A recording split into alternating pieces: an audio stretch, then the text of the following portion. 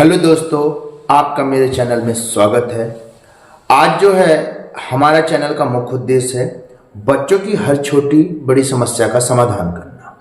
इसके लिए हमारे स्पेशल गेस्ट आशीष जी का मैं अपने चैनल में बहुत बहुत स्वागत करता हूं। वेलकम आशीष भाई, वेलकम। बहुत बहुत धन्यवाद भाई। और मुझे भी बहुत अच्छा लग रहा है आपके साथ जुड़कर।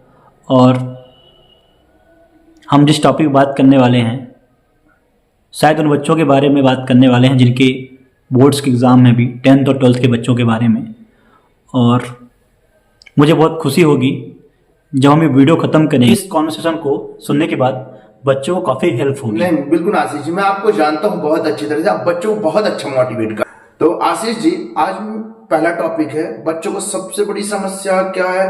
परीक्षा का तनाव, इससे जो प्रेशर है उन पर। अभी एक महीने बाद कक्षा 9वीं और 10वीं 11वीं 12वीं सभी की परीक्षाएं होने वाली है, और मुख्य रूप से कक्षा 10वीं और 12वीं की बिल्कुल बोर्ड एग्जाम है उनका।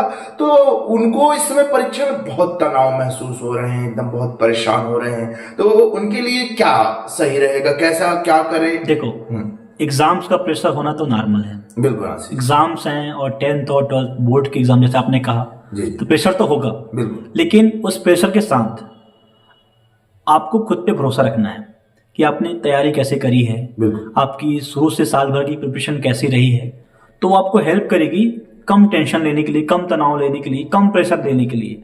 तो मुझे लगता है instead of taking lot of pressure, है ना, उन्हें क्या करना चाहिए, अपनी तैयारी पे भरोसा करना चाहिए और एक अच्छी स्ट्रेटेजी बनानी चाहिए। कॉन्फिडेंस होना जरूरी है, सेल्फ कॉन्फिडेंस होना बहुत जरूरी है, वो किसी भी काम के लिए जरूरी है। लेकिन फिर भी उन्हें मतलब थोड़ा सा एक अच्छी डिसिप्लिन बनाना चाहिए, कोई ऐसा शेड्यूल बनाना चाहिए जिसको वो सही तरीके से फॉलो कर सके। बहुत ज्यादा बड़ा नहीं होना चाहिए। आई थिंक आप टाइम मैनेजमेंट को लेके एग्जैक्ट, उनका टाइम मैनेजमेंट सही रहेगा तो वो उस पर काम करेंगे, उस पर अमल करेंगे तो ज्यादातर उनको प्रेशर होने के चांसेस कम है, क्योंकि उनकी तैयारी होती रहेगी समय के साथ। उन्हें ऑटोमेटिकली कॉन्फिडेंट महसूस होगा, ऑटोमेटिकली उन्हें कॉन्फिडेंट महसूस करेंगे। वो जब वो मेहनत करेंगे तो उन्हें वो लगेगा कि दैट हम अच्छा काम कर रहे हैं और प्रिपरेशन कर रहे हैं तो हमारा एग्जाम अच्छा ही जाएगा।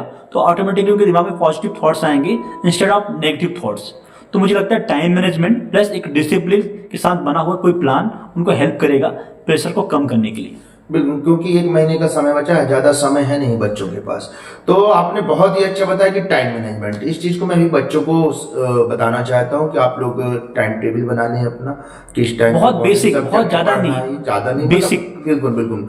और बच्चे क्या करते हैं, ओरल याद करते हैं, तो उनको क्या है हिंट करना चाहेंगे, लिख लिख कर कुछ याद करें, लिख कर याद करें। और कुछ जैसे डायग्राम्स होते हैं, फ्लो चार्ट्स होते हैं, उसका इस्तेमाल करें। एक दिमाग में ज्यादा तेजी से बैठता है। बिल्कुल बिल्कुल। और इंस्टेड आप अपन बुक को देखते रहें, उसको रटते रहें, उससे ज्यादा बेहतर तरीके से अगर कोई डायग्राम्स है उसको बना के देखें, बना के प्रैक्टिस करें, या फिर कोई फार्मूला है उसको कोई शॉर्ट ट्रिक्स अपना लें, इस तरह से हम कर सकते हैं। बिल्कुल आरबी जी, जैसे आपने ट्रिक बताया ना, ट्रिक की बात की, तो मैंने एक ट्रिग्नोमेट्री का टॉपिक था जिसमें साइन कॉस टेन का जो फार्मूला है बच्चों को मैंने एक बताया कि लाल बटे का। अच्छा, बचपन से बचपन से हम लोग भी बहुत इस पे जो रिसर्च किया, और हमारे सर लोग लाल बटे का बताया करते थे।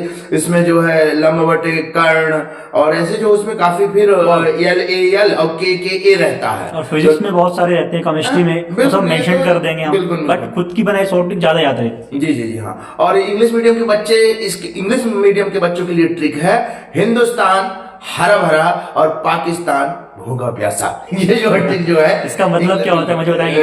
हिंदुस्तान हरा भरा, जैसे जो कर्ण को हाइपोटेनस बोलते हैं। अच्छा। तो और आप जो लंब होता है उसको परपेंडिकुलर बोलते हैं, और जो आधार होता है उसको बेस बोलते हैं। तो यश फॉर हाइपोटेनस और बी फॉर बेस और पी फॉर परपेंडिकुलर। बिल्कुल, ये इंग्लिश मीडियम वाले बच्चों के लिए बिल्कुल जी इफेक्टिव है। तो आपने बढ़िया बताया कि मैं अब चार्ट आप ध्यान देना, बहुत ही इफेक्टिव बता रहे हैं सर।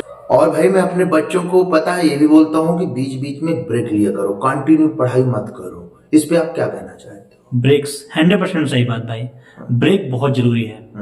पढ़ाई के बीच में थोड़ा सा ब्रेक लेके, या तो आप थोड़ा सा स्ट्रेचिंग कर लो, वॉक कर लो, या कोई अपना मनपसंद म्यूजिक सुन लो।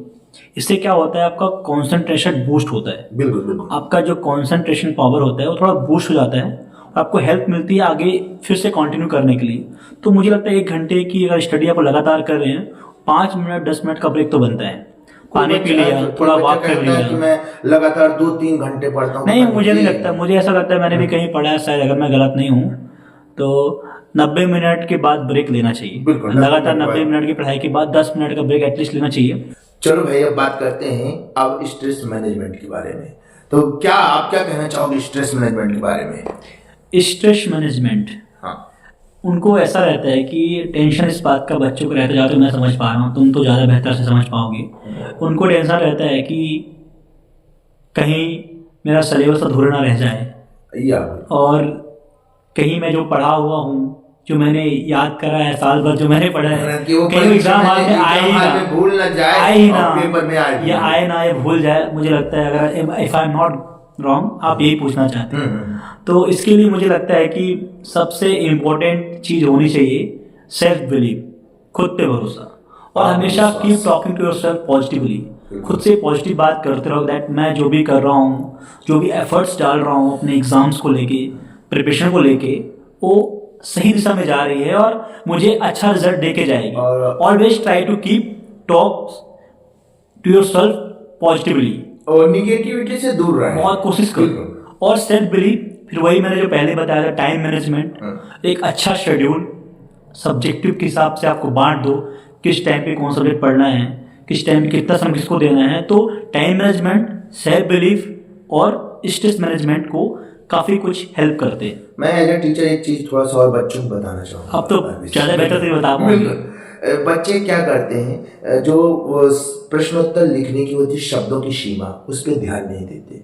जैसे 2 नंबर का प्रश्न आता है, 3 नंबर का प्रश्न आता है, 4 नंबर का प्रश्न आता है परीक्षा। 2 नंबर के प्रश्नों को लिखने के लिए 30 से 35 शब्द, इससे अधिक नहीं होना चाहिए। अब वो 2 नंबर के प्रश्नों का उत्तर 1 पेज में लिख दिए, मिलना 2 ही नंबर है उनको। तो उनको इतना आपको बताना है भाई, आपका काम है कि बच्चों वीडियो के माध्यम से बच्चों को पता होना चाहिए। बिल्कुल। और मैं उनको ये भी बताना चाहूंगा कि कैसे कैसे शब्दों की सीमा। 2 नंबर के लिए आप जो है 30 से 35 शब्दों का उपयोग करेंगे। 3 नंबर के जो प्रश्न आने वाले उनमें 75 शब्दों का उपयोग करेंगे, और 4 नंबर के जो प्रश्न आएंगे उसमें 120 शब्दों का उपयोग करेंगे। बिल्कुल। और बच्चे क्या करते हैं, कठिन कठिन प्रश्न पढ़ते हैं, और उन प्रश्नों को कठिन से कठिन प्रश्न पढ़ते हैं, जो कि 15% आना है। जैसे कि मुझे पता है, जैसे इंग्लिश का जो पेपर होने वाला है, उसमें तो इतना ज़्यादा आजकल बच्चों के लिए देखा जाए तो रिलीफ हो गया है कि उसमें नोट्स आते हैं, उसमें एडवर्टाइजमेंट्स के पोस्टर बनाने के लिए आते हैं, उसमें एप्लीकेशंस आती हैं, और उसमें एसेज आते हैं। इसमें शायद मुझे लगता है 50 से 60% पार्ट कवर हो जाता है। अगर आप बहुत बड़े क्वेश्चंस जो होते हैं, क्वेश्चन आंसर नहीं भी पढ़ोगे, पढ़ना जरूरी है, मैंने बोलो छोड़ के जाओ, मुझे मत बोलना कि आप छोड़ने के लिए बोले, मतलब उन पर ज़्यादा ध्यान नहीं भी देते हो आप, तो आप यहाँ से अच्छे खासे नंबर ला सकते हो ग्रामर पार्ट से। जो ग्रामर पोर्शन होता है, अनसीन पैसेज होता है, और जैसे कि आपका हो गया कि नोट्स बनाना हो गया, आपका कोई जो होता है पोस्टर्स होता है, पैराग्राफ्स हो गए, बहुत सारे टॉपिक्स आते हैं, नंबर कवर कर, तो वो नंबर अच्छे खासे नंबर आप क्या सकते हैं, और क्वेश्चन आंसर पढ़ना छोड़ के नहीं जाना। स्तर जैसे आज की मैंने बोला सरल प्रश्न का स्तर, सरल प्रश्न का स्तर जो है 40% रहता है, बिल्कुल 40% सरल प्रश्न रहता है। और मीडियम प्रश्न कैसा रहता है, जो थोड़ा सा सरल से और अधिक हो। अच्छा। हाँ, इस स्तर पे थोड़ा सा प्रश्नों के स्तर पे चर्चा करेंगे। कठिनाई का स्तर जैसे होता है 40% रहता है, और सरल प्रश्न जो होते हैं 45% के रहते हैं, 15% के रहते हैं जो कठिन रहते हैं, कठिन प्रश्न जो कह सकते हैं। यही बच्चों को बताया कि आप जो है 40% जो है सरल प्रश्न, 45% आपके जो माध्यम मीडियम रैंक, जो 15% है सबसे कठिन है। 15%, और जो बच्चे टॉपर होते हैं आरबी, वो 15% पे ध्यान नहीं देते, 40 और 45 पे ध्यान देते हैं, 85% उनके बन गए। और बच्चे जो थोड़ा कम पढ़ते हैं, थोड़ा सा ध्यान कम देते हैं, वो यहाँ ध्यान दे रहे होते हैं, जो पेश क्वेश्चन बहुत टफ होते हैं, बहुत कठिन होते हैं, और उसको नहीं कर पाते, उसको नहीं कर पाते, उनको लगता है हमसे होगा नहीं, वो बहुत इजी पार्ट भूल जाते हैं, कवर करना।